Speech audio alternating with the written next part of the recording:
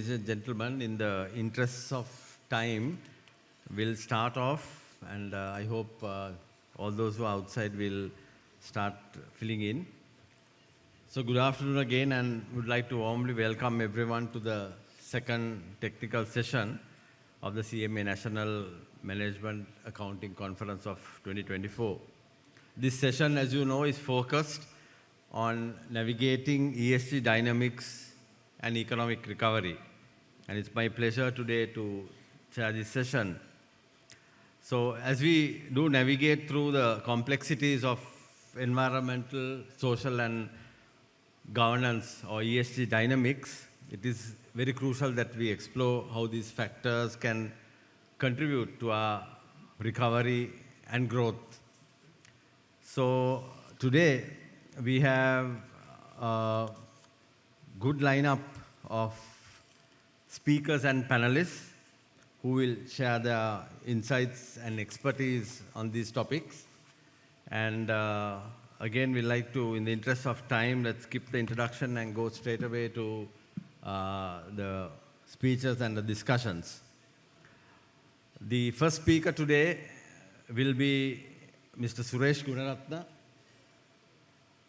Director and Chief Financial Officer of Diesel and Motor Engineering PLC.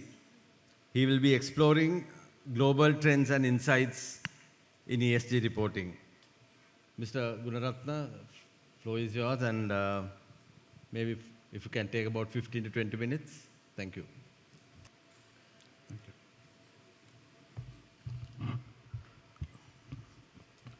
Good afternoon, ladies and gentlemen. First of all, thank you, Professor Vatavala and CMA for inviting me once again. So when I come here, I always feel at home because I'm in a familiar setup. So thanks again. So today's topic, my topic is to explore the landscape of ESG reporting. So when you talk of ESG reporting, I think it's invariably you have to at least touch upon sustainability or ESG in a little way. So to start my presentation, let me get your attention onto this slide. So what is, because if we are to report on sustainability, we need to understand, you need to answer the why question, what is the relevance of it and all that. Then only your report is going to be meaningful. So let's look at the relevance of sustainability. Why is sustainability relevant? And to whom is it relevant? So I thought I have three categories to which sustainability or ESG can be relevant in three different ways. First, to all living beings. It's very important for survival, food security, water security, and so on. As human beings, it's even more important. In addition to those, we have other things.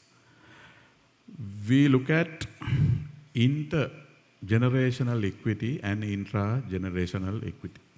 So that's how I personally see it. Because we seek equity within our generation and within the generations to come. Just think about it.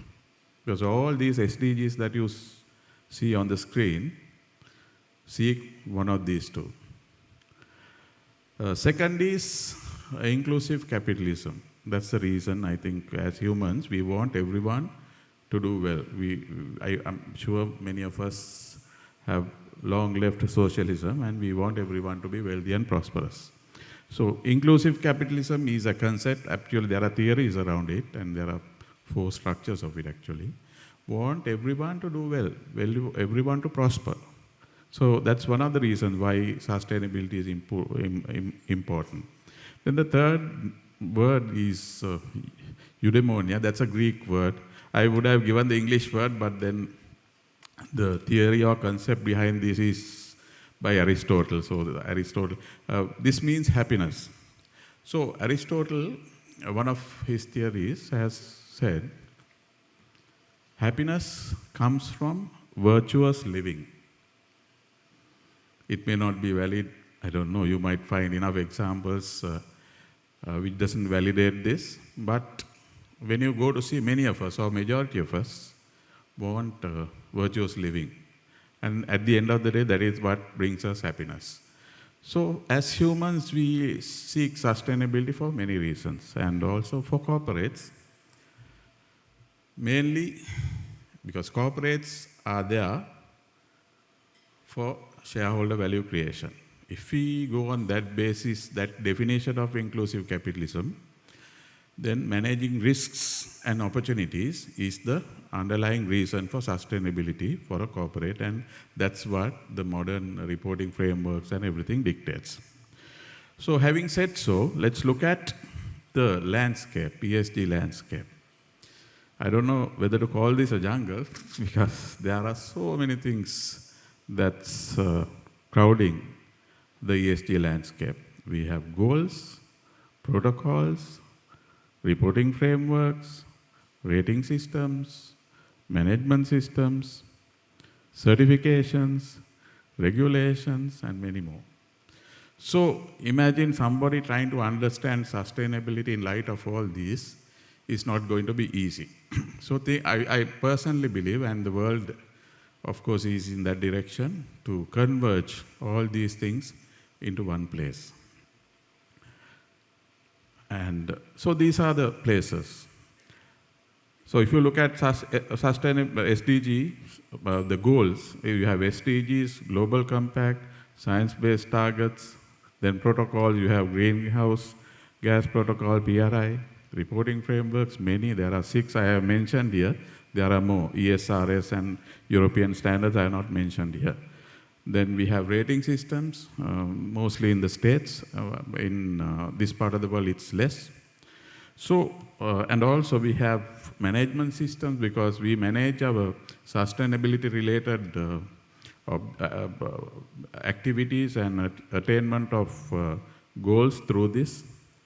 Then we have other laws in other countries like EU, a lot of them.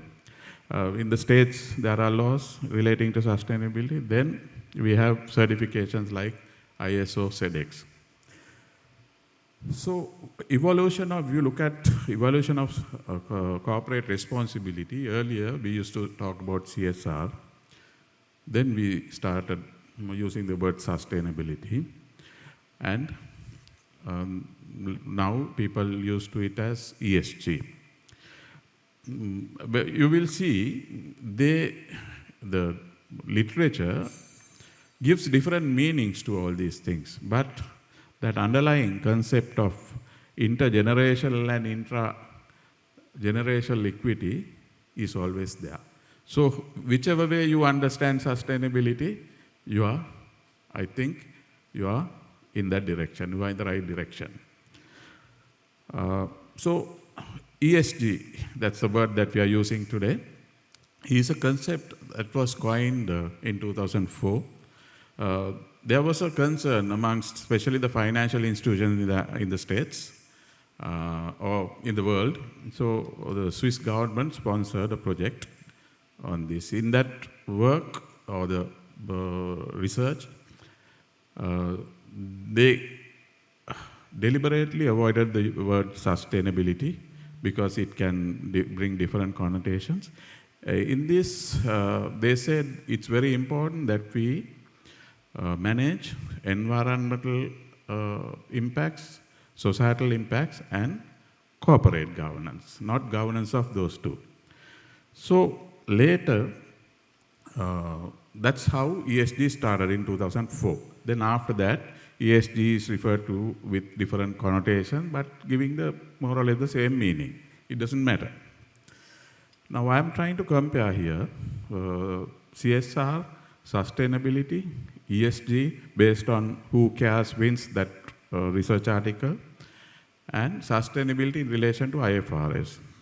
So if you look at CSR, of course we all know, I don't think there is much to talk about it now. It's a disintegrated concept, of course, with a commercial motive. Then sustainability, we were concerned about triple bottom line, and of course there was a commercial motive, but integrated. We try to integrate it into the business. Then, with regard, when it came to ESG, the benefit was seen as managing ESG-related risks in a sound manner whilst seizing ESG-related opportunities. So that's the underlying thinking that comes in most of the sustainability-related frameworks, including the new IFRSs. And then when you look at the perceived benefit of ESG and the sustainability, the way the IFRSs have perceived, it's the same. And the scope, if you look at the scope of both ESG and IFRS, ESG in general and IFRS, it's a subset of risk management and opportunity management. So when you why I have compared this is when it comes to reporting, understanding all these things are very important. Right. So these are the things that crowd the landscape.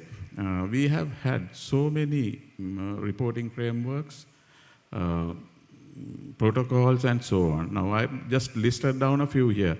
ISSB is IFRS actually. CDSB now consolidated into IFRS. SASB was there. It's an industry-based reporting system. Initially, it amalgamated with the International Integrated Reporting Council, and now it's part of IFRS. TCFD was disbanded because it has achieved its task, and now TNFD is there. So when you really see, IFRS Foundation has taken control over everything except for TNFD, and they are working together. So these multiple frameworks are now becoming very similar. And if you look at the IFRS framework and TNFD, they are very similar. They are very similar.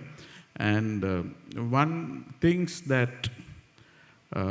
think that what is coming out in S1 and S2, that is IFRS S1 and S2, sustainability related standards, is what is coming from its precursors, that is TCFD and TNFD. So that's a background. What I want to say, because in Sri Lanka we are only, I didn't mention GRI here, we are only familiar with GRI. But in other parts of the world, GRI is used less, and what you see here are what is mostly used. Okay, I think this is, I have tried to give a description of each one of these protocols, but I think in the interest of time, I will skip this slide because each one was set up for a different reason by all powerful people, mainly governments, to do a particular task. So now the convergence is happening. So I will skip this slide because I think you can read up on these things. Right, now I'm coming to the last part of my presentation. IFRS Foundation, we all know, was earlier International Accounting Standards Board promulgated all accounting standards, and it still does. And IFRS Foundation had only International Accounting Standards Board, that is IASB.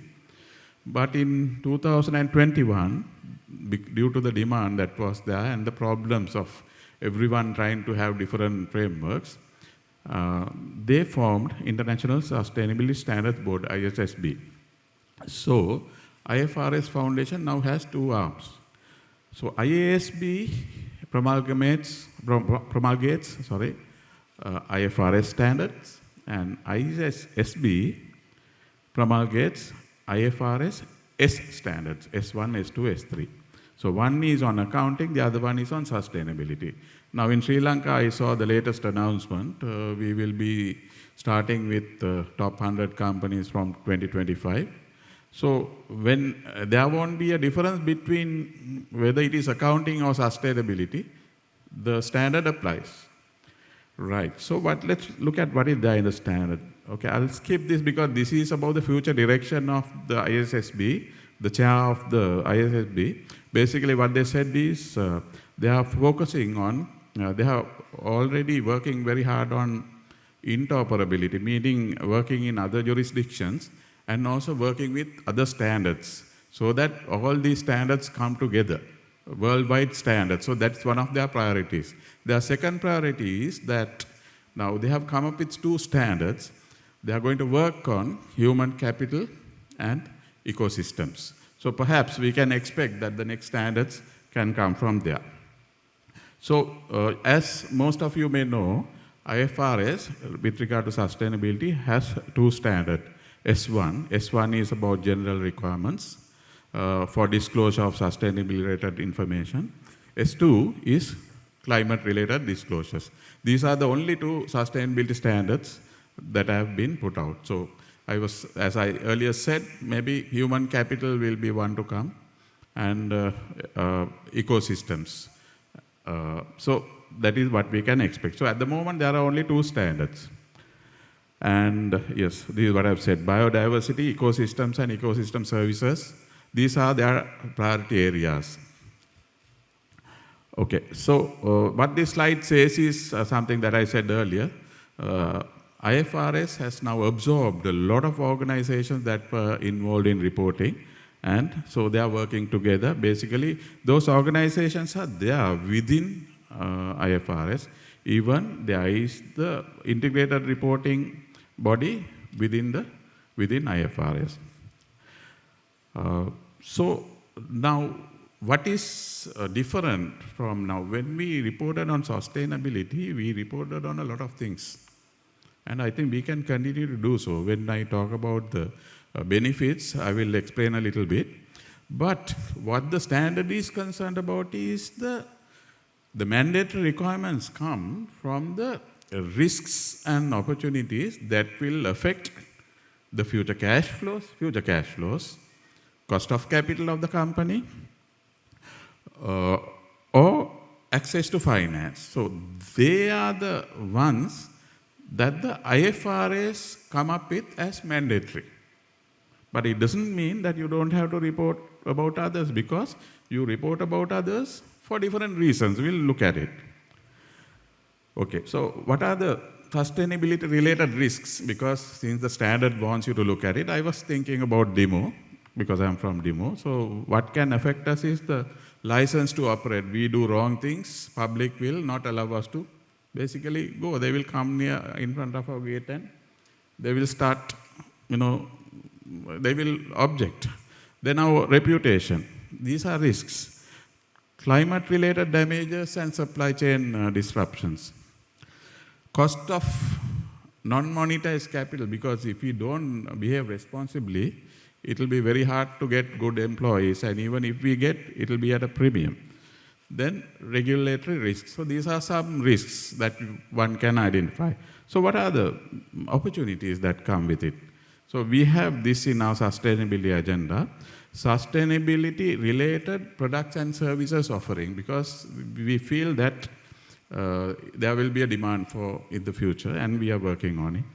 Then generally when you come up with sustainability related friendly products, your brand image enhances automatically. So that enhances your corporate brand, employer brand, and gives a competitive advantage. So if you look at the standard, this is the core content. That means we have to, both standards, S1 and S2, requires us to report on governance, not limited to this, but these are the core contents, as they say. We have to report on the governance structure that is there to manage sustainability-related risks and opportunities. It's not that we have to report on corporate governance under this standard. We need to understand that. But ESG, the original document, talks of corporate governance. The who cares wins. So in this, governance, strategy, risk management, matrix and targets, this is what will be there in all the standards that they are going to come up with. But I'll just show you, don't need to read it. Now, I mentioned only 4 of these. The S1 has a lot of other things, but which are subsidiary to what I said. S2 is generally shorter because the first one talks about requirements that are going to be applicable to all the standards. Second standard is only on climate-related risks. Third one, let's hope that it will be human capital and biodiversity. The fourth one, let's hope so. So also, now that's about Sri Lanka. I think just to tell a little about the world, Europe is seriously on track to become climate neutral. What they mean by climate neutral is carbon neutral by year 2050, and they have so many laws that they have enacted. So up to now, it's the exporters who are very concerned about sustainability because their buyers will not buy. Now, most of these regulations, there are more actually, I just listed down, will make sure that their whole supply chain, downstream, upstream, both, will have to be sustainability compliant. So, because of that, in time to come, as DEMO also we see that we will need more certifications, even if you are an importer at the moment also, not that things are not there, because they come and check our compliance of various things, but it's going to be more stringent. Now, for example, the German Act on supply chain is very, very strict. That has implications on the directors of the company in Germany who is exporting to Sri Lanka. Similarly, greenwashing, if we make a claim that we are green and all that, it has to be verifiable. So all these things are going to come. So which also means that we need to be more specific on reporting and certifications. Okay, so that's what I have. I think I exceeded by about a minute or two. Please excuse me. Thank you very much.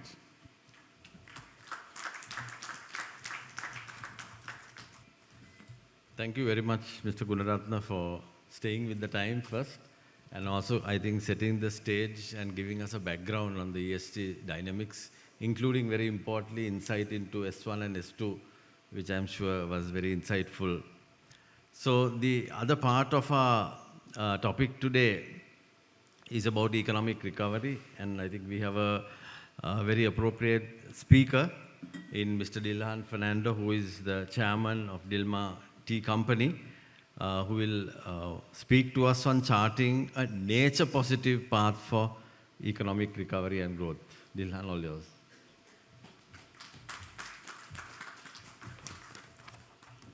Good afternoon, ladies and gentlemen.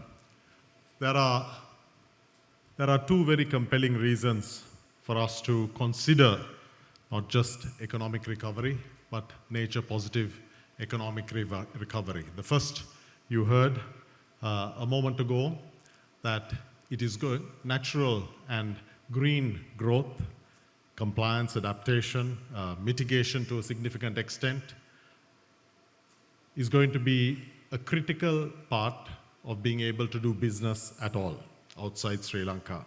The EU regulations that were just explained are simply the tip of the iceberg. Beyond that, you have compliance that is now enforced upon the importer, which means that they are responsible for the entire supply chain, which means all of us as exporters as well as our supply chain. Now, when you talk about economic recovery, we're in our 17th IMF program. Are we going to try what we tried before? You know the definition of insanity, which Einstein so eloquently put, doing the same thing over and over again and anticipating a different result. Well, clearly, we shouldn't. And so maybe we should look at something fundamentally different. And something fundamentally different is our opportunity today. So McKinsey calls it Asia's $5 trillion growth opportunity. I call it a priority that Sri Lanka has an unassailable advantage in. Now, there's a multitude of technologies I can talk to you about that would fuel, facilitate, and accelerate green growth, but I'm going to stick to the practical and simpler methods which would focus on the here and now. Primarily, since 2005, the argument or the reality of the fact that mitigation of the climate crisis was going to be a lot cheaper than confronting it. When Lord Stern presented his report, publicized globally to the British government, it was 2005. He set out the problem.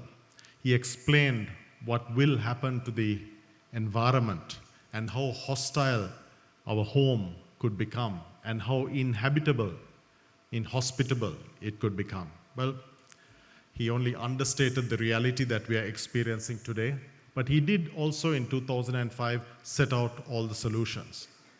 So if you look at the solutions, there are two parts principally to it. One is adaptation, and to a lesser extent, we're a small country, to a lesser extent, I guess, mitigation. But the second is the opportunity for a green growth pathway. So let's look first at the adaptation and the lesser mitigation path. Decarbonizing our economy, moving away from fossil fuel, is fundamental. It's expensive, but it's fundamental. But the point about it is that there are a massive amount of ESG funds that are available globally, only requiring us to put together the projects and programs that will allow us to access those funds. The second part of it concerns the opportunity. The opportunity for green growth is an opportunity to take a lead, to establish a point of difference in the marketplace, to develop a premium, to develop a unique advantage, you could call it. And so the reason for that is this: consumers are today significantly more conscious than they ever were. I don't know if you saw in the news that Heathrow Airport was blockaded a couple of days ago. You probably saw that in Paris there were youth who were sprawled on the streets across the USA, blocking traffic, etc. They're all demonstrating for one purpose. They're demonstrating for a greener economy. They're demonstrating for an end to fossil fuels. Now that Generation Z and eventually Generation Alpha is today, the younger consumer is more than 50% of our market. And in the last 2022 Deloitte survey, this covered Europe only, there was evidence that in excess of 70% of consumers demonstrated a preference for sustainable, ethically made produce. When you combine sustainability and ethics, it goes a little bit higher. Sustainability first, ethics next. Ethics means fair treatment of workers. So, to summarize that opportunity, it's simply doing what is right in our product, treating workers right, telling our consumers how we do that, but also demanding a premium on that. Now, we have challenges, but we also have opportunities. Let's look at some of those opportunities. Agricultural exports. Sri Lanka is a little island, but we have a string of unique agricultural products that are recognized as the best in the world. Tea, cinnamon, cashew, cardamom, pepper. Renewable energy, an opportunity. I'm not going to talk about green hydrogen and so on because those need certain technology, significant investment to unlock, but they are available. E-mobility, niche manufacturing, and tourism, but intelligent tourism. Now with the value that is being placed on sustainability increasing and with many Western corporations unable to cope with that requirement, there is an abundance of money in the form of ESG funding that is available for the right project that aligns with the requirement. I don't know if you've seen the funds in the US. Some funds are $3-4 trillion in size, and they're having a lot of difficulty in finding projects that meet their requirements.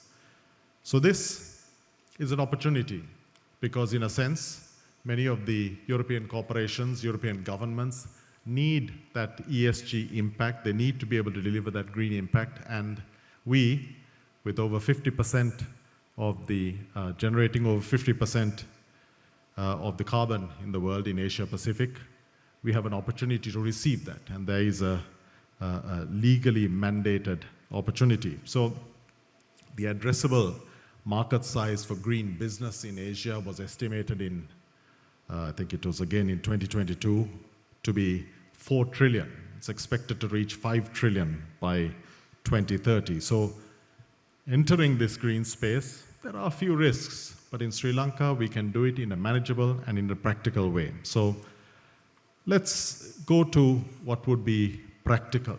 Look at tea.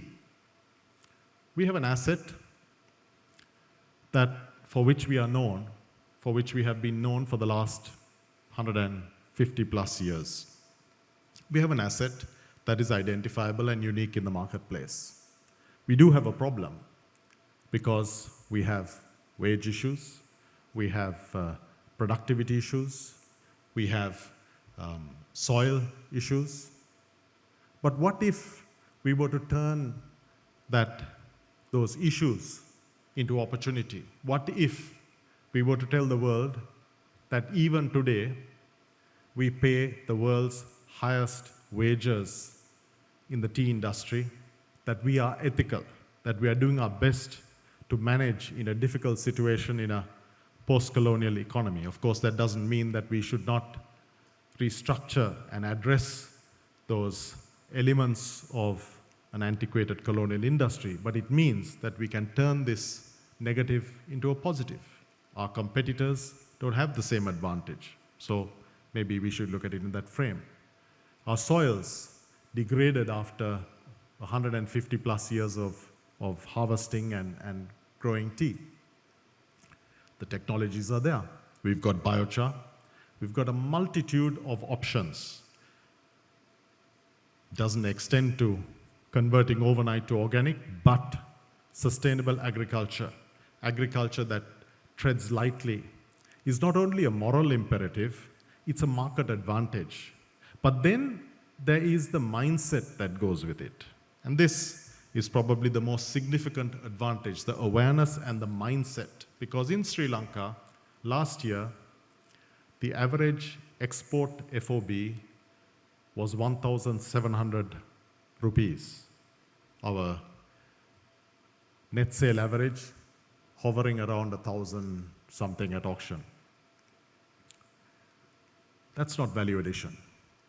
In order to be able to take advantage of the opportunity and our inherent advantages, we need to spend to be able to align our natural assets with this green growth opportunity, but we need to have the mindset to take advantage of it. Taking advantage of it doesn't mean selling our product cheap. It means demanding a premium, but it also means communicating well. Here we have a problem too. We pay a cess to the government, which has generated billions, but no result, no promotion. In our case, we decided as Dilma that we're not going to wait for anyone. We get on with it. Our average export FOB is 4,000 rupees. It's double, more than double the national average. And we spend 10, 12, sometimes $15 million a year on our promotion, brand marketing, building that brand equity that is going to be able to help us to strengthen our point of difference and also justify the investments we need in people and nature. We established a climate research center on Queensbury Estate. We pioneered the research and development of biochar going back in 2012. It's an ancient technology, so sorry, we didn't pioneer anything. We simply looked at how we could adapt it and see its efficacy in the tea industry. It's incredible. Of course, it's not easy to apply, but it's incredible and it lasts for 15, 20 years. There are solutions. I'm only touching the tip of the iceberg. There is a scientist will tell you many more solutions. Our factories If you walk into a tea factory, you'll be forgiven for thinking you've gone back to the 18th century. Our factories need energy efficiency, need better process efficiency. The technologies are there. They're being used in India, they're being used in China. So in the interest of time, I'm going to keep moving on. But tea is our single biggest opportunity. And we continue to export to the same markets, 5 markets, Middle East. We have a race to the bottom. Who's going to be cheaper? That's the person who's going to get the business. No, actually, that's not right. That's the most foolish thing that you can possibly do, because discounting and selling cheap is a refuge of the most unimaginative people. You need to sell at a premium because our country is an island. We have the incredible assets of biodiversity. We have people, we have culture, we have heritage, we have conservative agricultural practices, we have a traceable tea industry. The list goes on. We have diversity. Tea that you grow in Ratnapura tastes fundamentally different to Nuwara, tastes different to Udupusalava. What an asset we have, perfectly aligned with what the consumer is asking us. So we need to sell it at a premium to be able to harness that green growth opportunity. But we need to invest in making sure we implement those green agricultural technologies. The next one has a very similar story, but it's an even worse situation. Cinnamon, Ceylon cinnamon. In 1000 BC, King Solomon, then the wealthiest monarch in the world, came to Sri Lanka, or sent his ambassadors to Sri Lanka to buy Ceylon cinnamon. Why? It's the best in the world.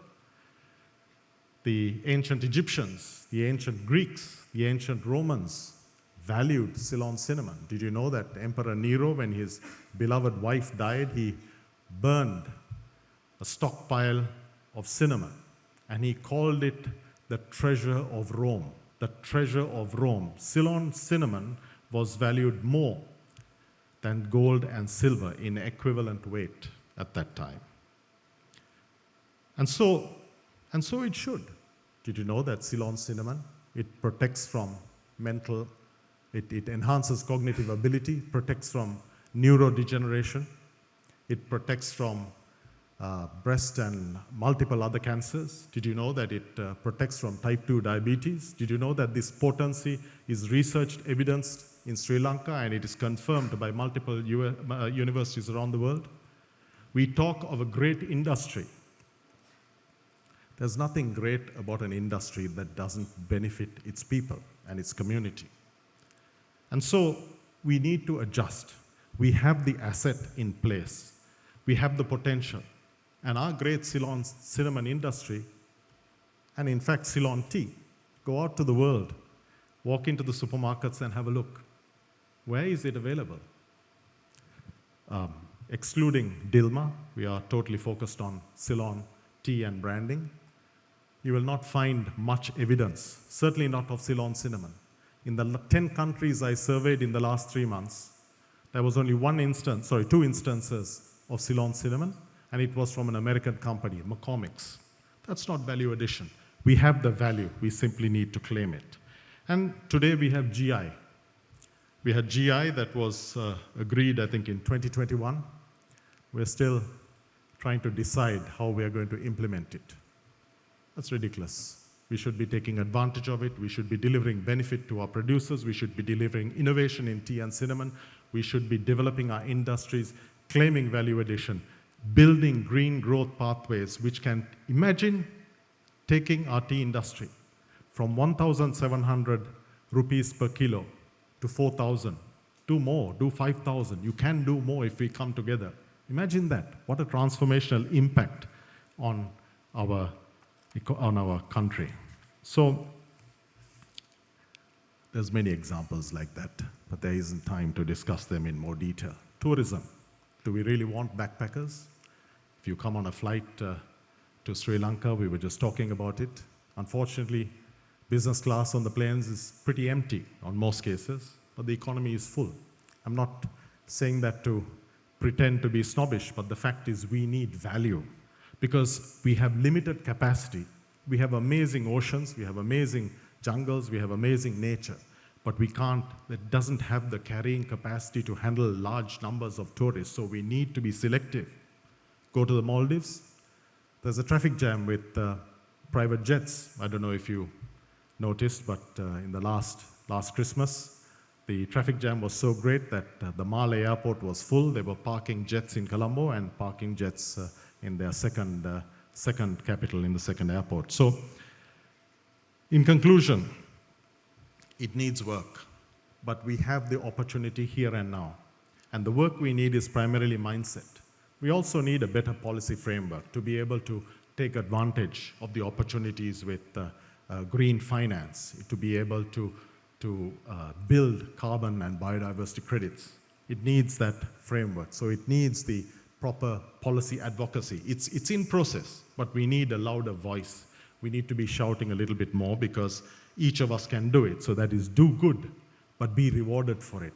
So in conclusion, the green growth, nature positive pathway that we're looking at, it's the only sustainable way. If you look at it from a moral perspective, the decisions we make today in agriculture will decide whether 20 years from now, our generations will have food security, will have a livable climate, or whether they'll have unspeakable pain and hardship in a hostile environment. So that decision is taken. But we can make that opportunity into a profitable, and we can alleviate the costs that are involved. We must see the green growth opportunity as an opportunity and not as a cost. We need to understand the importance of adaptation. The soils are getting warmer. And how are we going to grow in the future? Are we going to have the food security that we are blessed with today? It's going to be a challenge, but the technologies are there.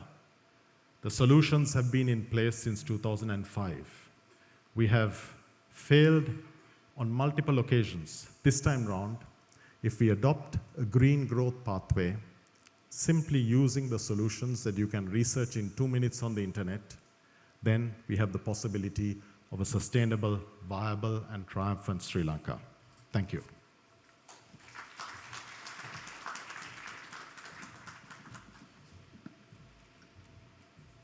Thank you very much, Mr. Fernando, for making that connection between the economic growth and the nature positive way of doing it. I think nobody could have put it better, and I wish we could have spent more time listening to you. Thank you for that. As you would notice today, our introductions have been very brief. We took the liberty of dispensing with long introductions in the interest of time, because I think all the individuals up on stage are well known, and I'm sure you know all of them as well. So moving on with our agenda, the next item is the commentary, and we have another versatile individual in Mr. Anushka Vijayasinghe to be our commentary leader today. And I would like to invite Mr. Vijayasinghe, who is the co-founder and director of the Center for a Smart Future, to make his remarks. Mr. Vijayasinghe, over to you.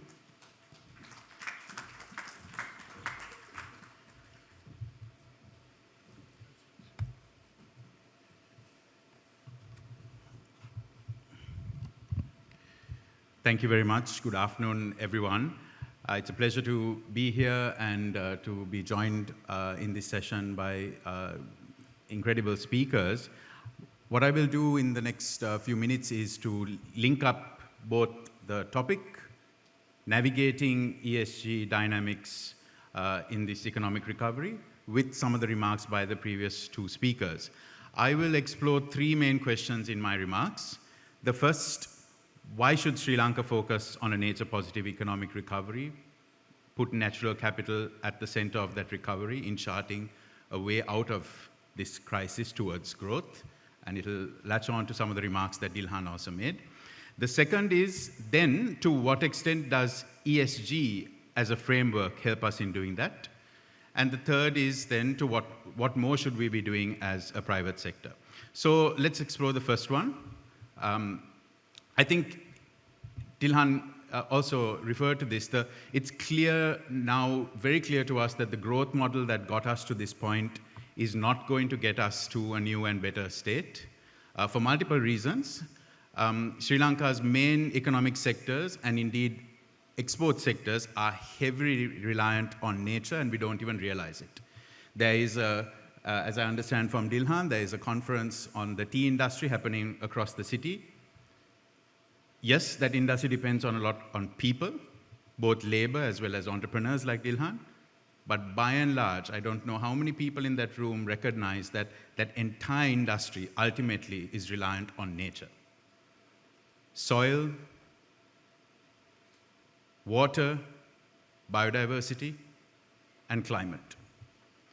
So whether it's tea, rubber, coconut, spices, our processed food and beverages, you name it, all of it relies on nature. I would argue that in all of your businesses, everyone in the room here today, either directly or indirectly, your businesses rely on nature.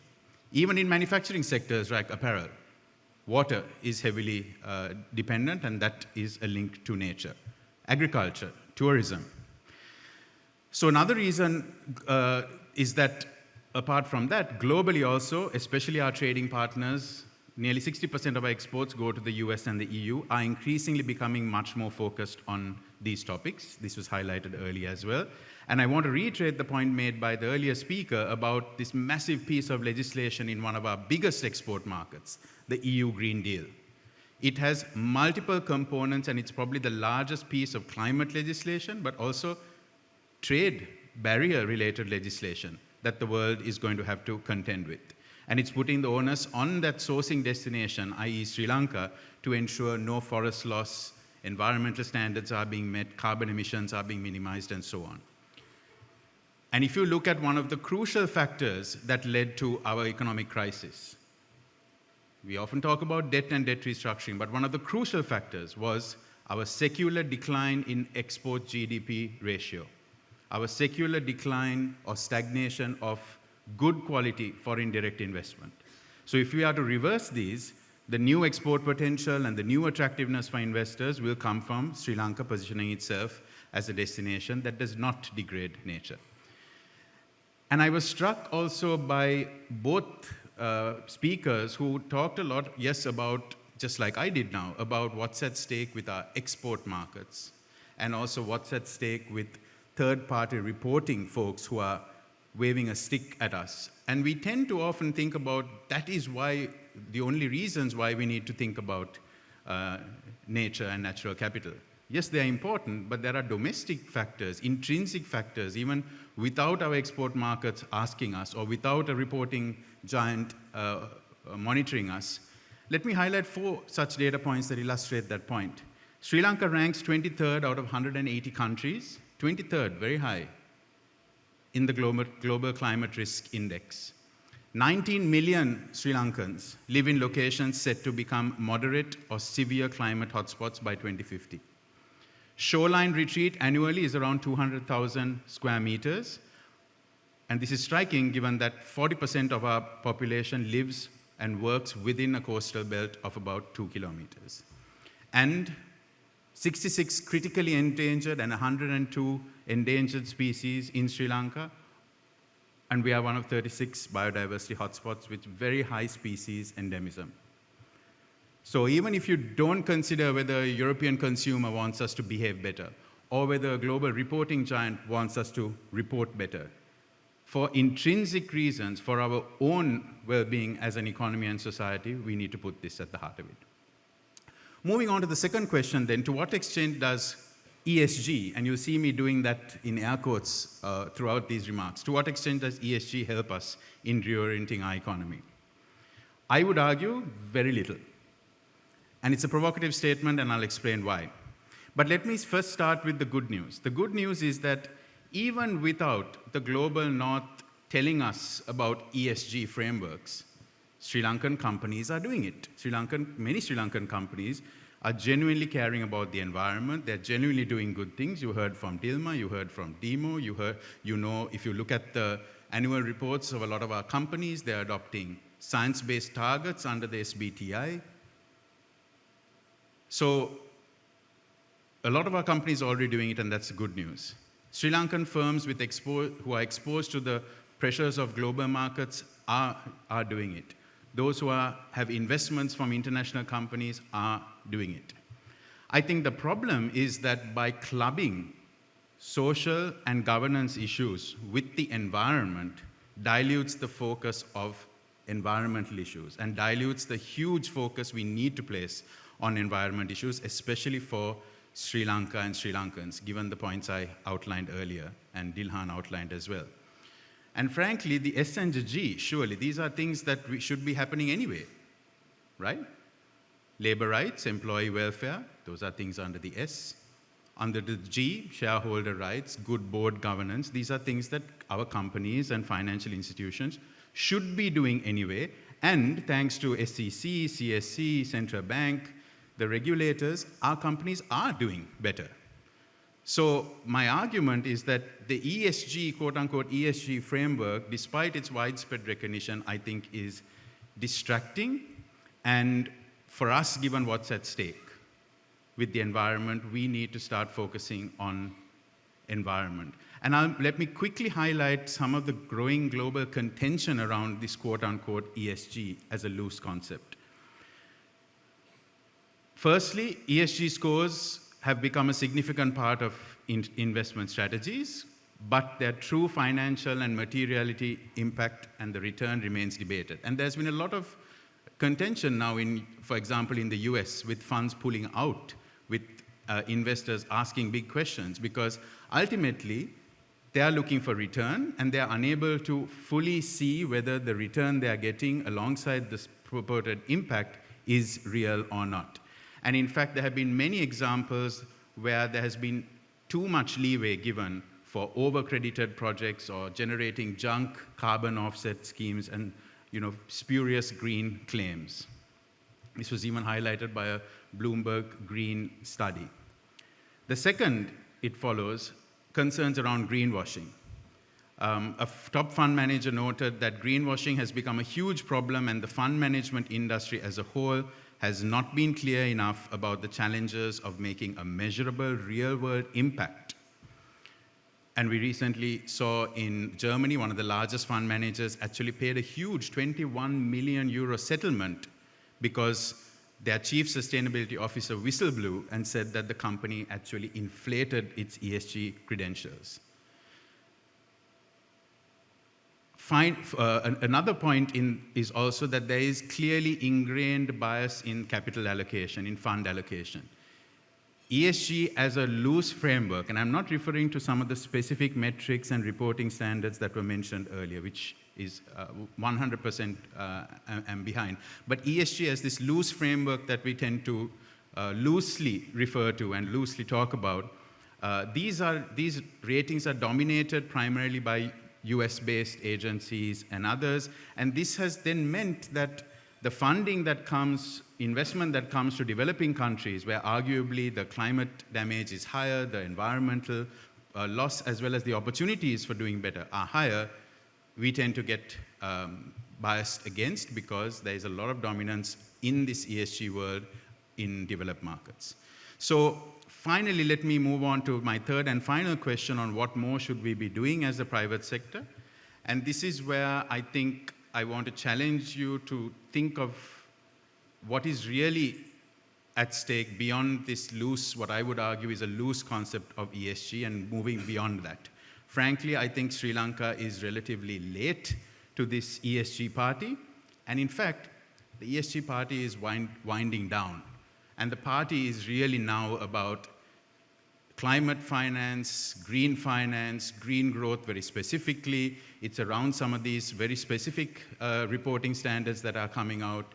And there is an opportunity. As Dilhan also mentioned, there's a huge investment pot out there, and I would just make a slight deviation from what Dilhan said. These are increasingly not ESG funds. In fact, quote-unquote ESG funds are now getting a bad rep for being unable to show real extra commercial return, really generating an alpha, and also not ensuring proper measurable impact. And what is actually happening is that it's the green funds, the climate funds, where it's no longer just the multilateral banks, it is private investors who are now putting money into these very specific funds that are not on E, S, and G. It's really focused on green and the climate biodiversity, and so on. And I would argue that we have a huge opportunity. So considering all of this, my closing message is that I would argue for Sri Lanka for the reasons I mentioned earlier about our high vulnerability to climate change and nature loss on one hand, and on the other hand, the fact that ESG as a loose concept is now tainted and it doesn't quite focus enough on the E, that our corporates, our financial institutions need to be much more concerned with the E, and specifically on climate investing, climate-related financial risks, nature-related financial risks, and reach out to those global green funds, climate funds, which are all now having a much larger private sector presence.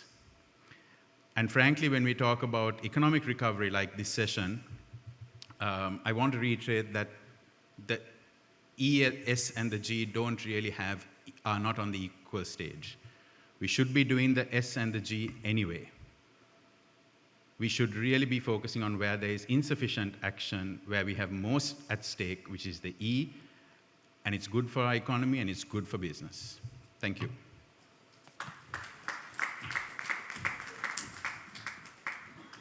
Thank you very much.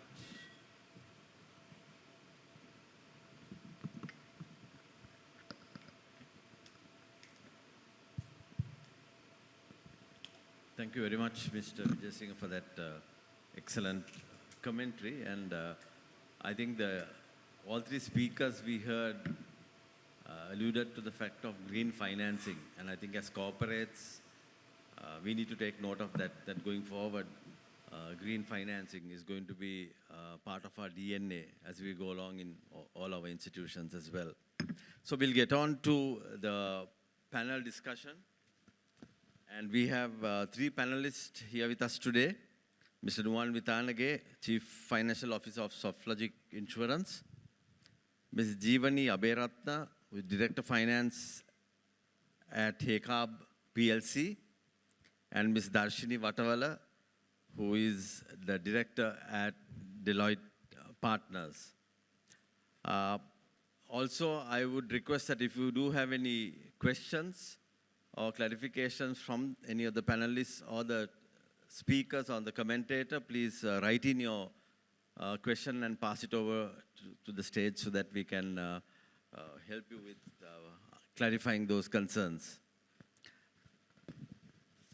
I'll probably do a first round of questions to the three panelists, and then we'll take any audience questions as we go along. And I'll start with Nuwan initially. So when we talk about ESG, the principles of integrated reporting holds a lot of interest and popularity in Sri Lanka. Moreover, I think companies are increasingly turning to digital platforms as well for their reporting practices. My question is, if you can explain to us as to how organizations can effectively harness the integrated reporting framework to enhance their value-creating strategies. And also additionally, we would be interested in also understanding the practical applications of digitization in modern-day reporting practices. And I think in particular reference to your company, we have seen a lot of it. So, Nuwan, over to you. So, thank you, Rajiv. And first of all, I must thank CMA and Professor Vatavala to inviting me for this panelist. And my pleasure to witness very impactful three sessions from three impactful panelists. And moving to your question, I think, which has two parts. Starting from first one, how integrated reporting create value creation. So just step back. If we understand integrated reporting framework, which encourage organizations to integrate financial, environmental, governance, and social informations. By doing so, organizations can report value creation process over strategy, governance, performance, and prospects. So that's a nutshell. If I put it in simple way, right? So here we have a lot of young crowd, right? So when somebody joined to the organization, first question that normally you might wonder that how I can understand the business. So you might say you join to ABC company, but you should know what is that business they are doing, what is the value creation process.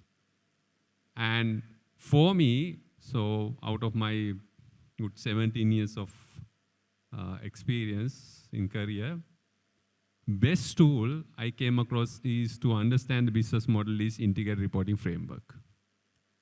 I will tell why. So integrated reporting framework provides scientific approach to understand any business's value creation process, which deal about how customer value propositions and how value being created, what are the key value drivers, what are the cost drivers, and how we can integrate. So everything scientifically guides to understand. It's more scientific way. So other than that, I didn't come across any kind of vehicle that facilitate to understand that business model value creation. So better understanding about how business being value, how value being created, automatically translate to effective and efficient management decisions. If all the organization's employees understand how organization's value being created, everyone can contribute. So let me explain. So my personal experience, like we implemented integrated reporting framework 10 years ago. So back then, our company's revenue was 2.5 billion. Today, our revenue is 31 billion after 10 years. That's mean last 10 years, we recorded over 28% growth versus market average is 13 to 14%. By doing so, we were able to increase our market ranking by 4 positions. Today, we are second largest insurer in Sri Lanka. Not only that, throughout the period, we were able to record more than 20% of ROE. How this is significant if we look at environment perspective, our economy didn't grow more than, I would say economic growth was less than 2% over the last 10 years. That's mean we were able to do something internally to fight with environmental aspects as well. So put it in summary perspective that integrated reporting framework provides scientific approach to understand the business model, how value being created, that will facilitate for efficient and effective management decisions. That's where value being created. Coming back to second part of question, digitalization. So again, that Dilhan mentioned that, I think I'm sorry. For every demand decisions, 70% of the audience concerned about sustainability. So that's mean younger generation. So younger generation prefer digital aspects nowadays. So now everyone here is having the mobile phone, right? So that's mean if you want to come close to the heart of younger generation about financial reporting, we need to go for digitalization. There is no question. They don't want to carry or look at very heavy books. So, and other aspects of digitalization is that facilitate us to report real-time information or near real-time information, especially non-financial information. So that's having understood this aspect. So our organization, we have done a lot of innovations and a lot of digital aspects. That's why 7 years ago, we introduced first time in Sri Lanka video version of annual report. Because we understood that 300 pages or 400 pages, nobody wants to read it. Almost impossible. And I think last year we did, again, first time in Sri Lanka, we released AI-based, AI-powered annual report. So where chatbot answers a lot of questions automatically. So long way to go, but I see that a lot of corporates in Sri Lanka are aggressively going on digital aspects, and a lot of professional organizations encourage as well. So, and put it in conclusion perspective, digitalization really improve the transparency, as well as we can go more closer to heart of younger generation because that's what they demand. So that's everything perfect. Thank you, Nuwan. I think you're a proponent of integrated reporting, and CMA, I think, is in the forefront of promoting, and we have been supporting CMA for more companies for adoption. I think it's meeting with a lot of success as well. And quick comment on digitization, yes, just to share another experience at the stock exchange when we introduced our mobile app. We saw a shift in the demographics of investors. We traditionally had a 55 plus investor base dominating maybe 80%. But after we introduced this, we saw that shift. Now, today, if you take it, 80% of accounts that are opened are those below 40 years. So we have been able to encourage a younger, newer set of investors into the market. So the power of digitalization. Okay, so moving on, we'd like to tap on HeyCarb for some insights, and Jivani, I'll move to you to talk about sustainability and to ask you how important is sustainability to your business and the evolving ESG landscape that we spoke about. How will it help the success of your company? Just a comment on that. Thank you, Rajiv.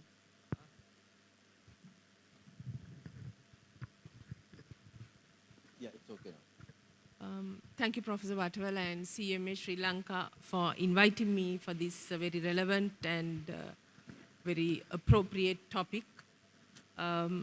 So I will share my insights in relation to HeyCarb PLC.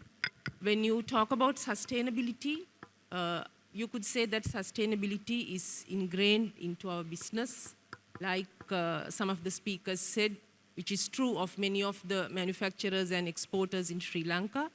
Our raw material is charcoal charcoal generated from coconut shells, and also our end product is used to address sustainability and climate risks, in that much of the products are used in the water and air purification solutions, and also increasingly in energy storage solutions.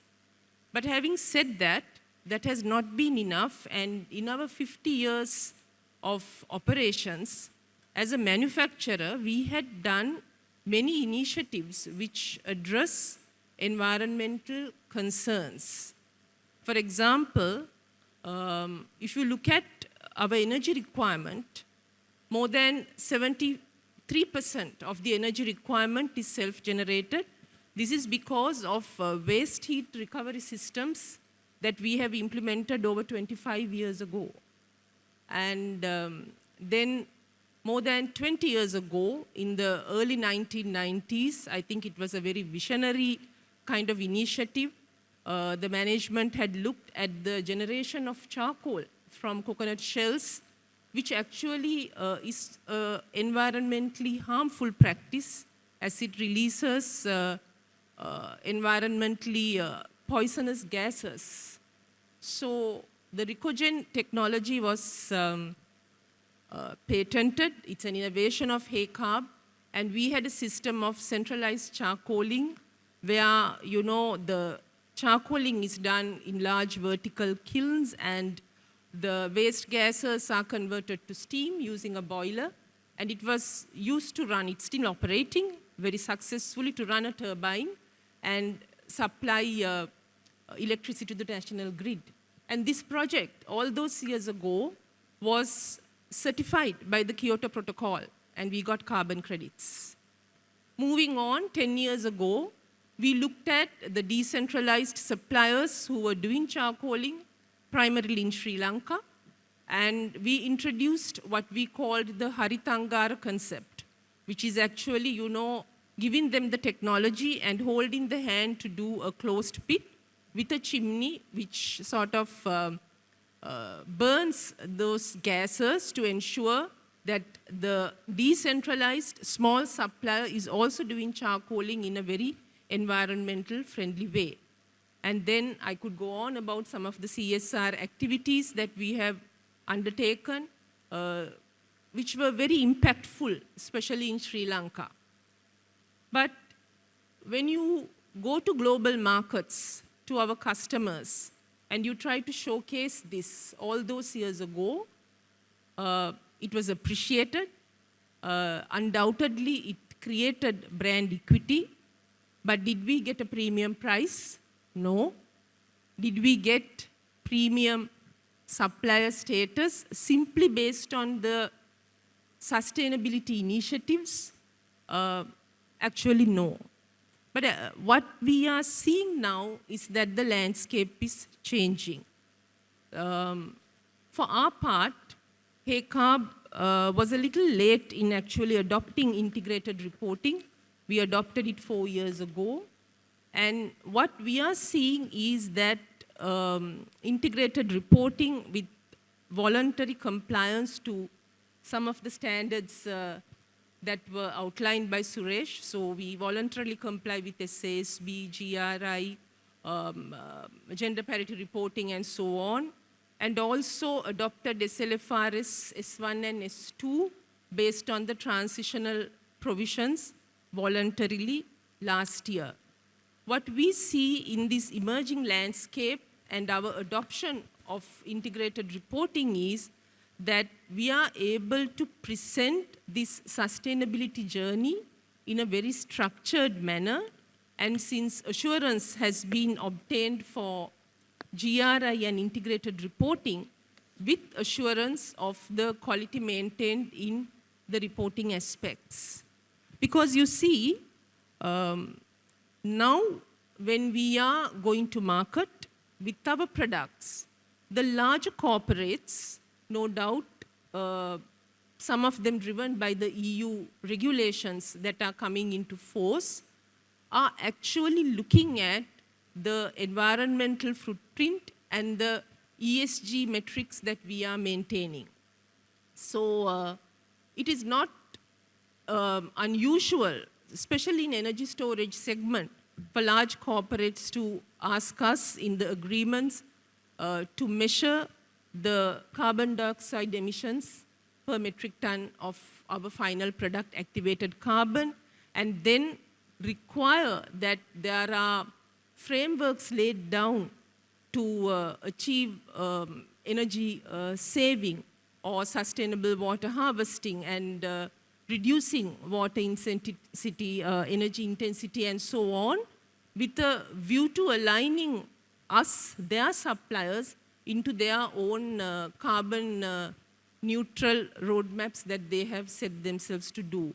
So as much as sustainability has been important for our journey as an exporter, we are now seeing that because we have done all these initiatives and because there is the reporting framework and which we have adopted, that it is beginning actually to give us a head start in terms of becoming a preferred supplier to some of these corporates.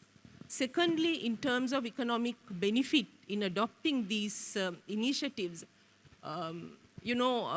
mostly manufacturers look at lean initiatives to address the bottom line.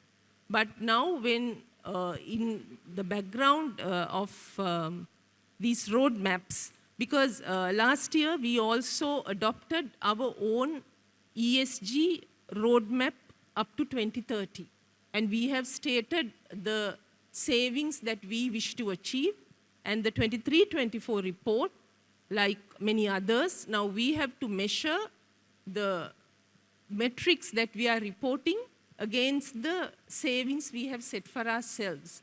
So when you look at some of these initiatives like reducing energy intensity or reducing water intensity of the operations, for example, it is actually good for the bottom line. So good ESG, I'm only touching on environment and actually the societal aspects of, I think, employees, looking after your employees, society, the customers, suppliers, all of that is very important also. But actually, when we are looking at these initiatives and evaluating them financially, you see it is really good for the bottom line also. And I also agree with the speakers about the younger generation being very conscious about it. And, recruiting and retaining good young talent in Sri Lanka is not easy. with the economic crisis, I don't want to delve into a discussion about it, but in interviews, especially when we are sort of trying to recruit youngsters, the Gen Zs and even the millennials who are high flyers, we have asked the question, why did you select Hey Carb? It's an activated carbon manufacturer. It's not a sort of a very showy business, so to speak. They are actually speaking about Haritangara. They are actually speaking of some of the impactful CSRs we do called Sadyavara. They are saying this is actually in the digital landscape where we are present, they have picked on those. And they are opting to come for interviews and work for Hey Carb. Thank you. Thank you, Jivani. Some very interesting thoughts there.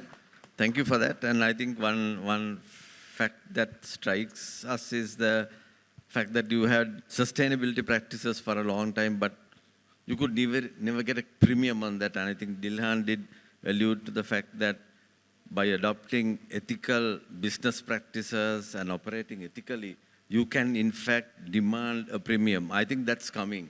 That's coming both from the people, your consumers, as well as we heard now from your staff as well. So thank you for that. Nothing is complete without a comment from an auditor. I think we'll get to Darshini and just share some thoughts about what is the role, in your opinion, of an independent auditor in ESG reporting. Thank you, Rajiva, and thank you, CMA Sri Lanka, for inviting me for this technical session. Yes, so I'll get into some technical aspects here, maybe a bit more boring than the others. Yes, so an auditor actually plays an important role when it comes to assurance of an ESG report. So we heard during this session something about greenwashing, right? An assurance on ESG reporting actually helps to build trust in an investor or any other stakeholders that the ESG reporting of a company, they have some assurance, they have some trust in the report that has been publicized. And also it helps to reduce the risk of critics saying that a company is actually greenwashing. So I will just touch on several aspects of assurance, which I think is not very commonly known. So when it comes to assurance reports, there are two kinds of assurance reports that you can obtain. One is a limited assurance report, and the other one is a reasonable assurance report. So what we see in the Sri Lankan context mostly is that of limited assurance. So a limited assurance report is where an auditor performs assurance procedures, but they are not as extensive as you may find when an auditor does reasonable assurance. Right, so the report that they provide on sustainable information is of a limited level of certainty. So when it comes to a reasonable assurance report, the assurance procedures that an auditor would do is much more extensive and actually is similar to that of a financial statement audit. So obviously, a reasonable assurance report provides an investor and other stakeholders of a company more trust and confidence on the ESG reporting of a company. So you would see that most companies who are starting their ESG journey would start with limited assurance and gradually progress to a reasonable assurance. Again, in the Sri Lankan context, assurance is not mandatory, so it's up to the company to determine whether they want limited or reasonable assurance. But with IFRS sustainability standards become mandatory, it may be that in the near future, assurance also may become mandatory, and maybe they will start off with limited assurance, and within a period of time, you may have to progress to reasonable assurance. Just to give some context to this and how important assurance is, I would just like to mention that there was a global investor survey done in 2023 by one of the big 4 accounting firms. and 94% of investors believe that there was some form of greenwashing in corporate reporting. And of these, 85% said that if the ESG report was reasonably assured, that they would have more confidence, moderate and to a larger extent, more confidence in the ESG report of a company. So that is some context on the importance of the role assurance plays in ESG reporting, and therefore how important the auditor becomes in the reporting process. Thank you. Thank you, Darshini. It wasn't boring at all, and I think you just underscored the importance of an auditor. In fact, we did launch a green bonds framework for corporates to make use of green financing, and I think one critical aspect in that is about the pre and the post assurance reports that has to be given by audit firms. So I think auditors are going to play a probably critical role in the future in the green financing that we are kind of talking about. I'd like to again go back to Nuwan, particularly given the recent success that the company has had, and trying to connect it to Sri Lanka's economic recovery that is happening, the IMF program, the debt restructuring, etc., and ask you, Nuwan, how critical is the utilization of ESG dynamics in a revival process to burst the economy? Any thoughts that you can share with us? I think very valid question, Rajiv, given the fact that topic is ESG dynamics and economic recovery. So I believe integrate ESG dynamics into national economy is both moral imperative as well as economic necessity at this moment. And I would like to propose three things under this topic, especially. So now we are really talking about tourism as a game changer. I feel that I think Dilhan also mentioned very valid fact. So we have to be differentiator. So to create the competitive advantage. How I say is that, so around our islands we have many beaches. So and nowadays young generation is more conscious about sustainability. So that so emerging trend is that, so we need to certify our beaches under blue flag certification. We have blue flag certification given by Foundation of Environmental Institute. And do you know, at this moment, there are over 5,000 beaches certified under blue flag certification, including our neighbor India 8 beaches.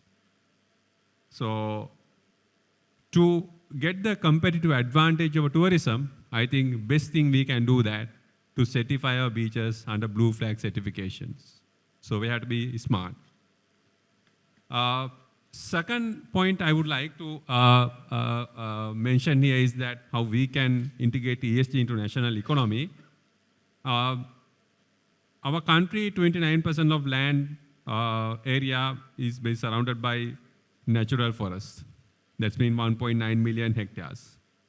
And every day, we are generating large amount of carbon stock. If we can translate this carbon stock into carbon credits, and these carbon credits, if we can trade, that's one source of generating foreign currency revenue. This is not a theory. While we speak in here, there are 14 countries doing so. Not a developed countries. One country is Mozambique. And I don't know whether it's shame to hear or proud to hear, one of South Asian country, Bhutan is doing. If Mozambique can do, if Bhutan is doing, why we Sri Lanka can't do? That's my proposition here. And I am glad that Rajiv also here. I think I told him, right? So emerging trend of carbon credit is that now people are talking about carbon deposits. And where if Rajiv and CSC can take the leadership of establishing platform where I know a lot of things has to be done, where we can create a platform to trade the carbon credits, where credibility comes about the carbon credit trading. So that entails provide great source of generating foreign funds. So, and there are some tax funds available, and World Bank already they have facility called Forest Partnership Fund, where they buy the carbon credits. So that's one of the provision I would like to propose here. Third one, I think CES is also trying to issue green bonds, and personally our company also in that path. And one of the two propositions that we have, given the background of current rating of the country is very difficult to raise the funds in foreign nature. However, when the green funds are available, they like to fund the green funds. However, on the other hand, we have difficulty of finding the investment opportunities. From my personal experience that we approach certain fund, they say, okay, we are really happy to fund the green bond, but we still trying to figure it out what are the investment options available. There are very limited investment options available. So if we can facilitate those investment opportunities, we can use green bond as a source of funding, foreign funding. So put it in perspective, I really believe, and I really like this theme of CMA conference, and especially on ESG dynamics and economic recovery. Being the professionals and being the institute, professional institute, where CMA can take the leadership of give more comprehensive plan to government to integrate ESG policies to national economy, where we can create value out of that, because we are full of natural resources, but someone needs to guide these things to government to take the advantage, where we can bring competitive advantage, where we can unleash untapped resource quantum. So that's where we feel, I think we can do a lot of things, being the professionals, being the professional accountants perspective. So that's it from. Thank you, Luan, for that, again, interesting thoughts. And in fact, we are in talks with an institution who is a carbon registry for carbon trading. So let's see where that gets us as well. We are just up for time, so I think I'll have to let the other two panelists go. But before we do finish, I'd like to do a quick round. Mr. Andrade, any closing comments that you would have? Okay, before we close, yes. And maybe can I do one quick round among the speakers and panelists? Maybe take 1 minute for a quick closing comment. Can I start with you, Dylan? Sure, I think looking at the basics, the opportunities in Sri Lanka are significant. We can unlock a lot of value. I didn't even touch upon the value that we can unlock through technologies, through new opportunities, but taking the existing assets we have and our existing capability, there is a phenomenal opportunity to differentiate, premiumize, and profit. FDI as a basic thing, the more sustainable we are, the more attractive we are as a destination for FDI. It needs a little bit of work, but nothing is impossible in that area. Anushka, anything? A couple of quick reflections. I think the first is that I want to reiterate the point that I think thinking of navigating ESG dynamics or incorporating ESG, in my view, as an economist who thinks about growth and competitiveness, is a distraction, because I think our focus needs to be on what is mainly at stake, which is environment, and also what is the opportunity, including on the financing side. ESG funds, in my view, are dying. Funds that focus specifically on environmental outcomes are growing and are looking for projects, exactly as was mentioned. So that's one. The second point is, while acknowledging the huge role that auditors play in certifying and providing corroboration for things done, they don't have work if those things aren't being done. So it's not here just about focusing on what the standards are, but rather also really focusing on what our corporates ought to be doing, and that is not CSR. It is deeply integrating natural capital thinking and valuing natural assets that your business depends on. And for that, I would really encourage all our corporates to work with people who know. There are some excellent Sri Lankan environmental economists, Sri Lankan environmental organizations who can help us structure good projects. We heard a lot today about lack of projects, where is the project pipeline? If you look out there and if you talk to organizations that work on the environmental side, you will find projects, and by working with them, you can make them bankable. And especially on new innovative instruments like carbon credits, biodiversity credits, green bonds, we necessarily have to work with those folks who understand how to structure them in a way that has the environmental impact rather than just seeing them as a plain vanilla financial instrument. Thank you. Thank you, Anushka. I think, Nuwan, you said a lot of things. Maybe get on to Suresh. Any quick closing comment? Thank you. Yeah, so I was talking about accounting standards actually. So S1 and S2 has come to Sri Lanka. I think there is a fair amount of work that needs to be done before we start reporting, because it's a very comprehensive standard, everything new. Our ERPs are not ready for that. So I think everyone has to get down to first looking at your material matters, and there'll be a lot of work that needs to be done. One thing. Second is on the digital side, these two, Rajiva, digital taxonomies are available in most, I think S1 and S2 also is available now.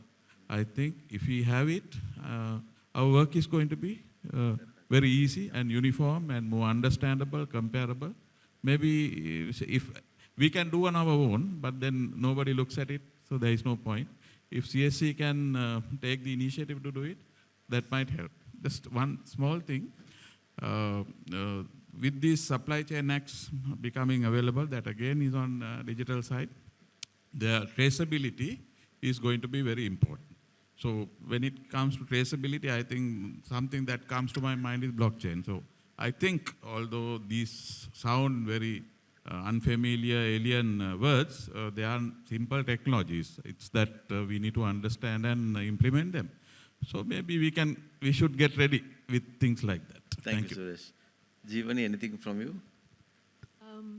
Just one comment. We talked about greenwashing, and I think it's very important that the leadership of an organization or for a country for that matter actually genuinely understand and embrace the importance of reducing the environmental impacts and improving the societal and governance aspects. So if you have that and the leaders of an organization can inspire the teams also to follow by example, that is very imperative, because reporting frameworks per se will not help us in this journey. Thank you. And Dash, anything that you need to say?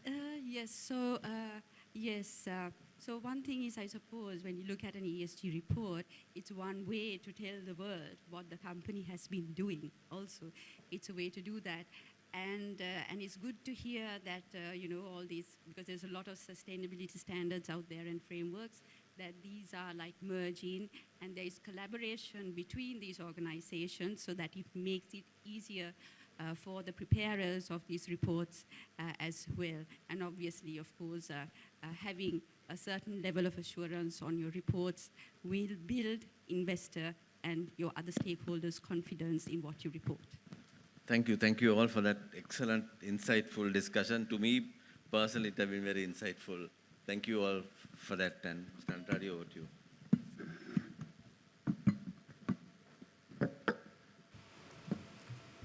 I think all of us know that over the years, our institute, CMA, has become a center of excellence for integrated reporting.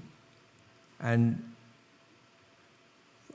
this is the 10th year we will be conducting, so it will be the 10th anniversary this year. So we had an excellent session on navigating ESG dynamics and economic recovery. So I'm sure this was added a lot of knowledge to all of us, the participants. But in addition to that, I also noticed that I would like to also recognize that this session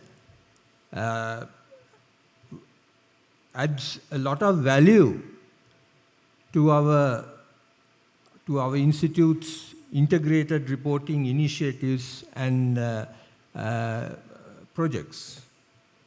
So, in closing, I wish to thank Mr. Rajiva Bandaranayake, Chief Executive Officer, Colombo Stock Exchange, for chairing this session.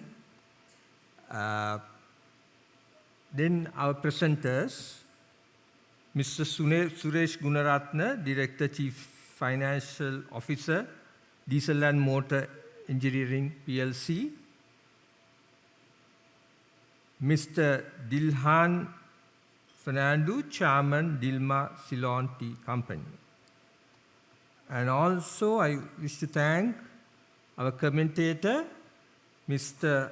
Anushka Vijayasinghe, co-founder, Director, Center for Smart Future, for his very provocative but very insightful commentary. I would also thank Mr. Nuwan Witanage, Chief Financial Officer, Softlogic Life Insurance PLC, Mrs. Jeevani Aberatne, Director Finance, Heka PLC, and Mrs. Darshini Vatavela, Director, Deloitte Partners, for being panelists at this session. Thank you very much.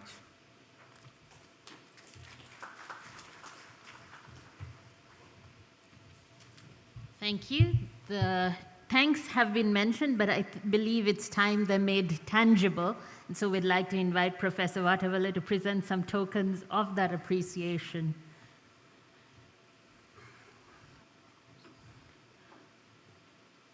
We begin with our chairman for the session, Mr. Rajiva Bandaranayake.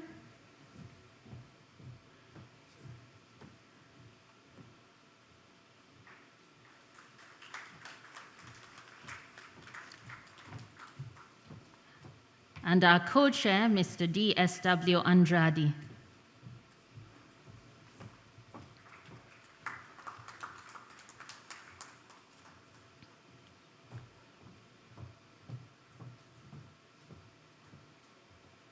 Mr. Suresh Gunaratne.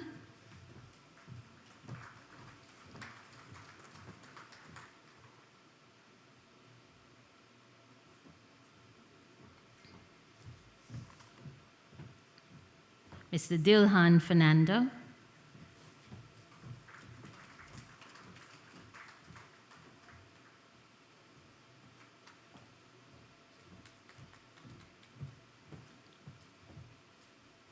Mr. Anushka Vijayasinghe.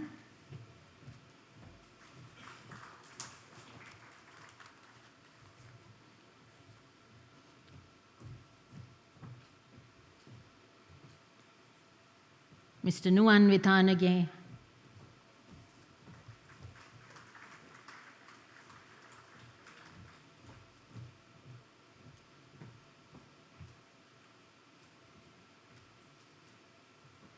Mrs. Jeevani Aberatne.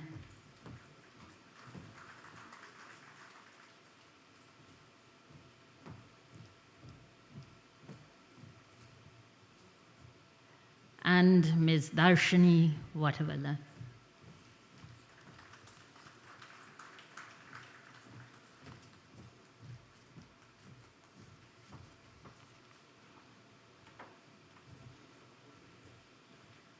So thank you once again to our chairman and panelists for a very dynamic discussion. I'd like to invite on stage Mr. Hennayak Bandara to join for the photograph, please.